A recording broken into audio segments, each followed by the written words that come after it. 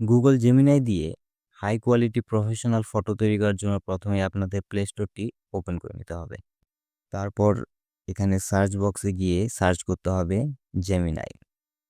আপনাদের সামনে এই অ্যাপ্লিকেশনটি চলে আসবে। এটা আপনারা ইনস্টল করে নেবেন। যেহেতু আমার ইনস্টল করা আছে, আমি তাই ইনস্টল করব না। এখান থেকে তারপর ওপেন করে নেবেন। তারপর আপনাদের সামনে এরকম একটা ইন্টারফেস শো হবে। তারপর একটু নিচের দিকে দেখবেন একটা প্লাস বাটন আছে, এখানে ক্লিক করবেন।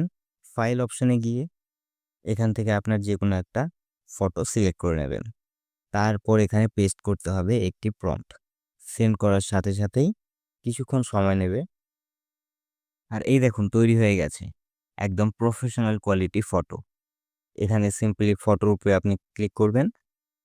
এখান থেকে সেভ অপশনটিতে ক্লিক করবেন। ফটোটি আপনার গ্যালারিতে সেভ হয়ে যাবে। আর যে প্রম্পটটি আমি ইউজ করেছি সেটা যদি আপনারা চান তাহলে কমেন্ট বক্সে প্রম্পট লিখে সেন্ড করুন। আমি আপনাদের পার্সোনালি সেন্ড করে দেব।